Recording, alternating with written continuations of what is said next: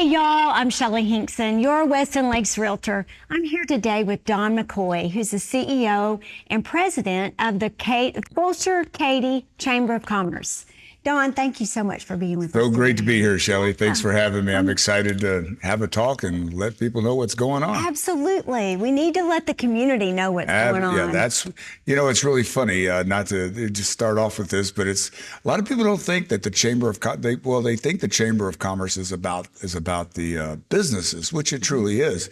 But we're here for the community. I mean, the average person, we're a great resource for everybody. So wonderful. Well, we're going to learn a little bit more about that in just a minute. So tell me exactly, what does this organization do? Well, chambers of commerce have been around for centuries. They started over in Europe in the early 1600s, I believe, but they're just an organization of businesses that have finally came together. They figure as a group they could have more influence, not only in the community, but in legislation and things like that. There are chambers of commerce all around the world. You can go anywhere. I think there's even one at Disneyland. Oh my gosh. It says Chamber of Commerce. But it is a membership-driven organization. We are not a government entity. We have nothing to do with the government anywhere, local or federally. But we're driven by our members and our membership. We're currently around a little over 550. We bounce between 600 members. And when you think about it, these members get a lot of benefit, or should be getting a lot of benefit, out of being a member of a local chamber of commerce. There are other chambers. There's the Houston Veterans Chamber of Commerce. There's a Black and there's a Hispanic Chamber of Commerce, a Black Chamber of Commerce. There's all kinds of difference of chambers of commerce that have niches sometimes, but we're a really all-inclusive chamber. Most chambers are. We love everyone being in our chamber, and members pay a due, an annual dues to be a part, and they get certain benefits out of that. One of the biggest things is we do advocate on their behalf at the table of government, whether that be local, the county, the state, or even federally. Many times, if you think about it, there's say there's a legislation that's coming up, and you want the votes are half and half, and it's really not business friendly. Well, I myself, as President CEO, can contact that congressman and say, look, on behalf of our chamber, or sometimes all the local chambers get together and sign on to a position on a particular piece of legislation. And so when you take all the constituents that are in our chamber, not only they are the business owners, but they also have employees. And then them and their employees have families, and they all have a circle of influence. Sure. So a 600-member chamber could have upwards of thousands of constituents and voters that they have influence over. So the representatives will tend to listen to the opinion that is brought forth by the chambers or by the president. So we advocate on behalf of our members. The second thing, we are also connectors of influencers and leaders. We have a lot of community leaders that are members of our chamber. People come to us and ask, hey, do you know somebody who can? My brother used to have a very famous saying. People used to ask, what does Donnie do? He says, well, what do you need? Either he knows somebody or he can do it. And it's really true. A chamber can connect not just businesses with other businesses to help them achieve a goal, but even the community, the residents. Residents will call me up and say, hey, I'm really looking for an interior designer. I don't know anyone in town. I'm new to town. Well, we have members in our chamber. Here you go. This is somebody I know. Please mention the chamber when you call them. So connecting influencers and leaders is very important, because it's just a way of networking. And some people think chambers are just about networking, which is fine, but we also offer some tangible tools, especially at our chamber, on how to make your business flourish. Technology is changing so fast, so we try to stay on the forefront there. Number two, we are catalyst for growth, and that is by offering new technologies. AI is the big thing now. We have AI in our chamber now, and we're helping members learn how to use it. But also, you got to realize during the pandemic, a lot of businesses were really challenged, and there was PPP loans, and there was this, and there's all government red tape on how to get through this, and what do we do? What are the mandates? What are the mask rules? Can I open? Can I not? Well, your local chamber is the clearinghouse, and we help try to clear the clouds out of the way so you can see clearly a direction. And we helped, I think, I hope, and I know we did, help a lot of business navigate the pandemic. It was a really challenging time. In fact, we created a couple of tools that were very effective. So we can get into that later. And then finally, champions of the community. We just love to do things in the community, be involved. Our chamber particularly is involved in the local 4th of July celebration. We do other events, which we'll get into. And that's just letting our members be introduced to the community. They have an opportunity to showcase their product or services. And helping the nonprofits in our area flourish and help those less fortunate and those underserved. We are a conduit for that. So all in all, we're here for you. We're service-based. It's servant leadership is what it really boils down to. That's awesome. That's awesome.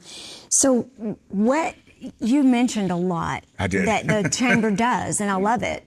But what do members like the most about this organization, do you think? Well, I think in our chamber, it's a real sense of community, or more of a family. A lot of times you'll hear chambers kind of have this perception. Back in the day, it was something my grandfather was a member of, and it's just what you do, and it's the old boys club, or it was a cliquish kind of organization, and we don't know if we want you in our group, or clubs kind of like. But we started 10 years ago, and it was our mission, mine in particular, to be really inclusive, be friendly. I like to call us BFF, be Fulshear friendly, I love it. And be best friends forever, but helpful, courteous, kind, all the Boy Scout tenets. Right. I am a Boy Scout, former Boy Scout. That's what I like best. Is it's always neat to go and see our members helping each other out, even competitor businesses, because some businesses may be in the same industry, the real estate, for instance. I can't particularly help my clients, so I know someone in my chamber that might have more what you're looking for. Let me get in touch with them. Right. And it works. It does. That to me is probably the greatest compliment our chamber could have been given, is to see that we don't have those cliques. You come to any of our meetings, and everybody's welcome, whether you're a member or not, to come to our monthly meetings. I highly encourage it. And you will see people interacting, moving around, talking to each other. It's not like in high school that this group's over here and this group's no, they're all together. And that's a beautiful thing. A lot can happen when you collaborate. Yeah, absolutely. That's neat. So you started the chamber 10 years ago. Right. What did you start the chamber, or a group of you? What made you want to do this? That's a real interesting story. I'm from the area, I'm from Houston originally, and my dad was in the oil and gas business. We lived around the world. And I graduated and ended up living in the Dallas area, even though my family was here. And I worked in film and television, and I also worked in producing, directing, had my own production company, things like that. And I tell everybody I'm really famous, just nobody knows it, right? But interesting enough, I got to a point, my dad passed and my mom's here, and my brother moved out here to the Fulshear area. They lived in Deer Park. We went to high school in Deer Park. And he said, why don't you come home? So I came home and didn't really know what I was going to do with my life. I'm not married. I didn't have any children to worry about, so it's just me.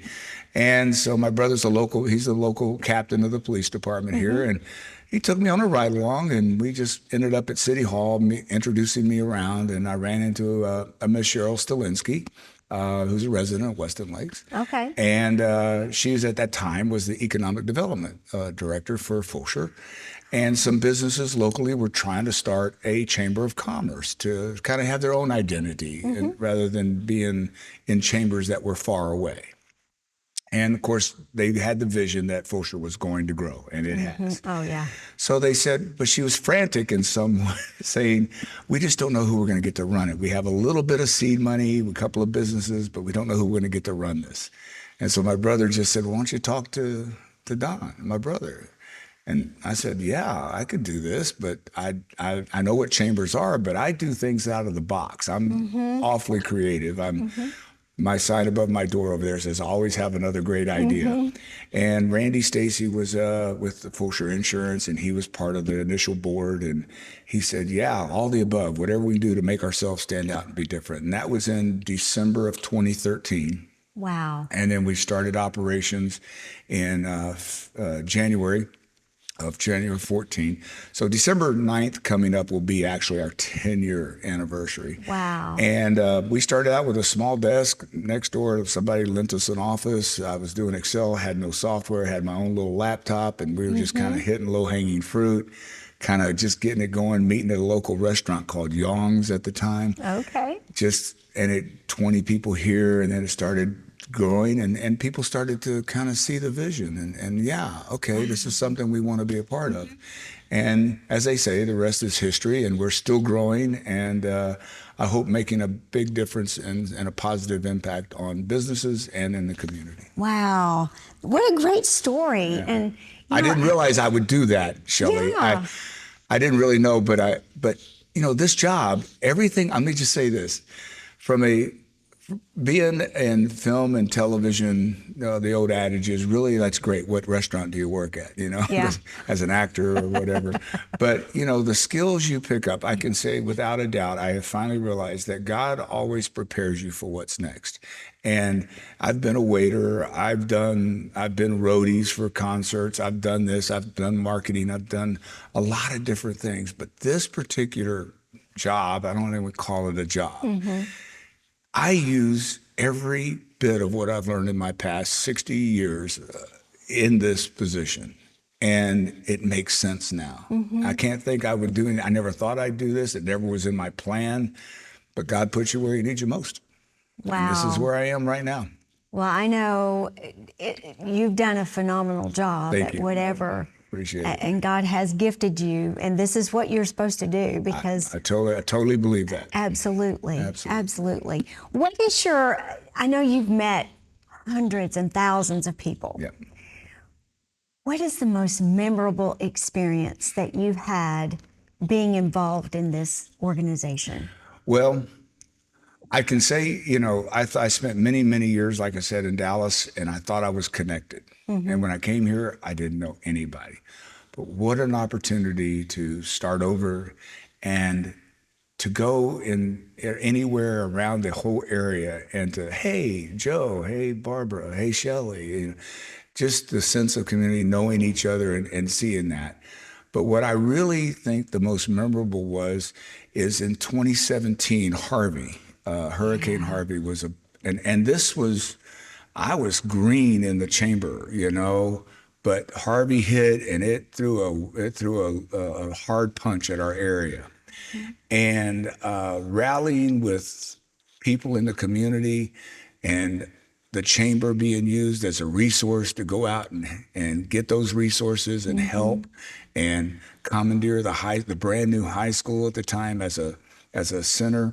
Right. And seeing members of our community who at times were maybe at odds with each other for whatever reason come together for the greater good.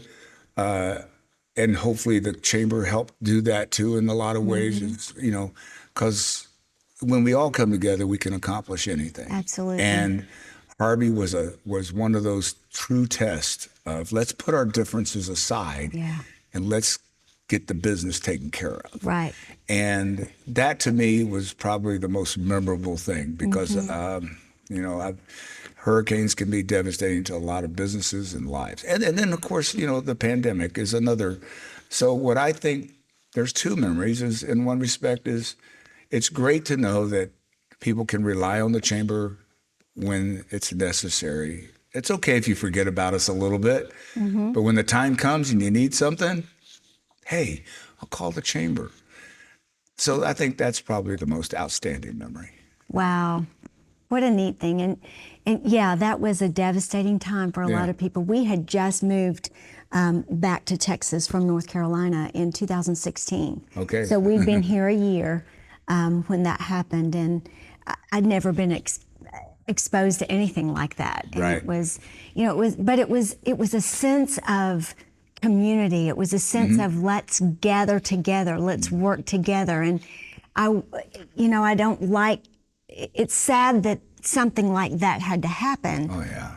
For the community to come together like that. But when you think about it, that's how God works. I mean, disasters, tragedies, personal, on a wide scale, people turn to their faith more when things like that happen. And this community did. So let's try not to forget that. exactly, let's don't forget it. So you're a leader, obviously a leader. Try to be. And you're a great leader to have accomplished and lead people and gather people together. But, there's a lot of people out there that aspire to be a leader. Right. What advice would you give to someone? You prepped me with that question, and man, I could probably come up with 100 different things. But one, I rely on my faith. The best leadership book in the world, I get a little choked up, is just reading the Bible and knowing how you're going to get a lot of things thrown at you, like Jesus did, for instance. But you persevere and you look down the road. And I got a book, and I brought it here, and it's called Leadership Promises Every Day, John C. Maxwell, and it's kind of a devotional. Love John Maxwell. And so what I did, if you allow me, Absolutely. I always turn to this on special days, like today's a special day with you. And this is June the 2nd. Okay. And so it says here, the greatest edge. And it's, it quotes Isaiah here, but I just want to get to the meat of it, that what is the key to success? Because I was thinking about, you were going to ask me this, in leadership. To be successful, a team needs a bunch of all these things, but it still needs something more. It needs leadership. It needs personnel determined to determine the potential of the team. It needs vision. That's the direction of the team.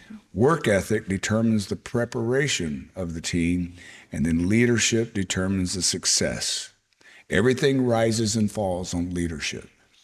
And it takes if a team has great leadership, then it can gain everything else it needs to go to the highest level. Wow. So I looked at something and I said, well, let me kind of expand on that a little. Yeah, And I sure. wrote down a couple of things. And leadership is an attitude. It is sometimes it's something that can't be taught. There's sort of a thing that is just natural about it. And but if you focus, I look at it this way, focus, and I took the word focus and I said F is find your strengths and gaps. You got to know as a leader, what are your strengths and what are your gaps? Outline your goals. Always got to have that. Collaborate. The C in focus, collaborate, collaborate, collaborate. It's always great to collaborate with others because that's where the ideas come from. Exactly. Then utilize what you've learned. In my past, I've had a lot of different skills that I never thought I'd use again, but I do. And then finally share those experiences. But get in there, servant leadership, develop people around you but one of my most favorite is, of course, and then have responsible morality, and humility is very important, and authenticity. But development doesn't happen by accident. You got to always have a plan. So here's 3 things. I'll boil it down to this, that you need to develop as a leader. You need to get feedback, good, bad, and indifferent, and be humbled by it. Oh, is there something I can do better? Am I doing something? Some people are very timid to go to a leadership person and say, hey, I think this is a bad idea, or you're doing this maybe wrong, because they don't want to interfere. So invite them to give you that feedback. And then you need a plan to consistently, you need a plan to consistently feed your brain with knowledge. I am a knowledge hound. I mean, this AI thing I'm all into, and I know that there's some, a lot of things being said about it, but embrace it and find how it can be used for good. Technology and things, are just learning about your community, going around, finding out where, talk to the police department. What do you do? Or, knowledge. And then find a way to work with more people who inspire you. So I go to my local church here at Second Baptist. There are people in there that inspire me every day, that have their own challenges. My brother inspires me with being a police officer for so long. My mother, my friends. Shelli, I'm getting to know you. This is very innovative, and what you're doing, that inspires me. And tell people thank you a lot. Yeah. So I think that's where leadership really truly comes from. Wow. Great words. And, it wasn't by chance that was your thought for the day. I know. It never ceases to surprise me. I know. Every single day. Yeah. So I agree with you. It's so funny how you can see things and some people call it chance. Yeah. Nothing's chance. No. Nothing happens by chance. But I think that's really neat. Well, there's some things going on. The chamber's involved in some things. Do you have some activities that are coming up, or some events? Yeah, thank you. Every second Wednesday of every month at Parkway Fellowship Church, that's where we have our monthly meeting, 7:30 in the morning, breakfast on us. I invite you or anybody in the community can come out and have some fellowship, get to meet local businesses, and then stick around and listen to our speakers. We have speakers lined out between now and March of next year, but they're all very inspiring. They always have something to give, or some kind of a tool. Like Yvette Payne's our next one this month, and talking about sales and breaking the code of sales. But then later on this year, I have Russell Ibarra, the owner of Gringos. Great story. He'll be talking to us. I have General Joe Ramirez from Texas A&M, who will just make you swell with pride and patriotism. We have a lot of great speakers. So if you just want to come on out and, knowledge. Again, Right. Be my guest. So, and those are all available on our website at fulshearkaty.com. Okay. We have our events calendar on there. The next big thing coming at us is our 4th of July, and it'll be at Jordan High School this year, because Fulshear High School is being renovated in some ways. A little hard to do them downtown anymore because of the growth and the parking, and we just don't have a place for everybody. But hopefully, as the city continues to grow, we're going to find a good space to consistently have those events at one place. But there will be fireworks at Jordan High School, a lot of vendors, and a great band called Chi-Wees. Oh, good. They'll be exciting, and Methodist Hospital is helping us out with a sponsorship, and so is Wadler Purchase. Curlick is a sponsor for them. So we appreciate our sponsors as well. Absolutely. And then, of course, our partnership with the city of Fulshear. The EDCs there have put up a little bit to help with the band cost and that. So that's always a good partnership. Yeah. So after 4th of July, we get into August. We have a bowling tournament called the Bob Bowling Tournament, Battle of the Businesses. Oh, That main event, little night networking thing. And then we have July, August, September is October. I know we're going to have a Scarecrow Festival. We're trying to bring that back along with the city. And then we have a Top Golf tournament coming up. And then that benefits Champions Kids Camp. And then, of course, we'll get into Christmas. And the one thing we got to start thinking about pretty quick and right now is next year is the bicentennial of Fulshear, Texas. 2024, 1824, 2024, 200 years. Wow. So we'd like for the city and the chamber and the residents to get involved. And this will include the whole area, the Weston Lakes area. All this was part of this place being settled 200 years ago. So let's kind of celebrate that and find out some unique things we can do to do that. So I'm a big history buff, and this is the history here, what maybe a lot of people don't realize, who are a lot of people moving here from different parts of the country. And you know how Texas history is. It's we're very proud of it. And you are in the cradle of where this started. Stephen F. Austin's Old 300, the first 300 families to settle Texas, settled here. And Churchill Fulshear was one of them. Wow. So these are some things we're going to try to teach the kids and celebrate while we're here. Yeah. Wow. Well, that is exciting. It is. I had no idea that there was a bicentennial next year. There is. And there's a Fulshear Historical Association. We're going to try to bring them and get them a little more notoriety so people can be a part and celebrate our history. There's not a lot around here to look at, but hopefully we can build some things and some monuments and things that'll show off why we're here. I mean, there's a lot of interesting history around here if you really dig deep and just. You can go to the Texas Historical Association and read up about it. It's pretty good. Well, my husband and I brought our grandson. Okay. On Memorial Day. Oh, okay. To the Memorial Day the Memorial celebration. Day service. Yeah, you know, those. That was so good. We've been doing that. Troy Nels, our congressman, but then he was our sheriff here in Fort Bend County. He would go to different towns and start a Memorial Day celebration or event services, and brought out a bunch of things. And then he would move to another town, and he kind of left it here. And he says, "Now it's up to you guys. I got the ball rolling." So I decided to rally up the Rotary Club and the Lions Club, and now the Texian Club's involved, and now the Chamber's involved. And every year we've had this small, quaint little get-together at Irene Stern Center, and it's always been very touching and, you know, what it should be. Yeah. And let's start your day off and let's have a memorial service, which is always good. And people seem to really like it. It still has that small hometown feel about it. So I'm glad you enjoyed that. It was really good. And, you know, I wasn't sure what a 9-year-old would think of it. And he loved it. Those are the people we need to show. Exactly. He loved it. Yeah. He was excited to go. Well, and he met some people who have served their country, and listening to Mr. Blansett speak about his friends who he lost. These are things that if we don't keep alive, we're going to lose it. And that goes for our whole country. We don't have sometimes the best history, but we got some great history and some great things.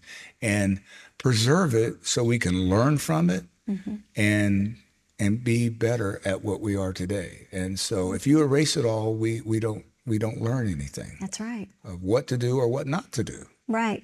You know, right. So you can't forget the past. You can't. You can't forget while we're here. That's what I'm saying.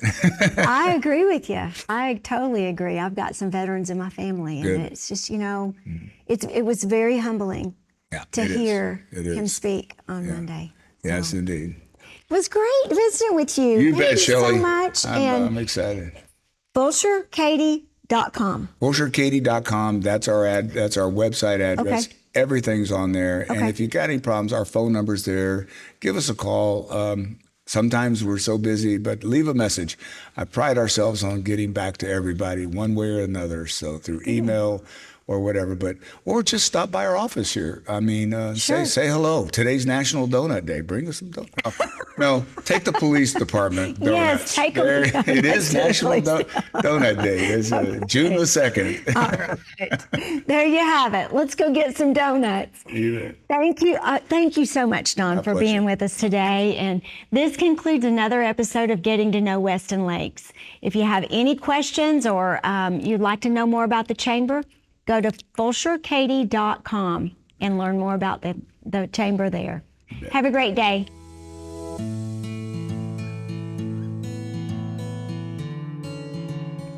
Thank you for watching Getting to Know Weston Lakes. If you or anyone you know would like to engage in our program to support local businesses and our community, please call me, 832-377-7542. I'm Shelli Hinkson, your Weston Lakes Realtor, bringing heart and home together. Treating clients like family is what I do. Have a blessed day.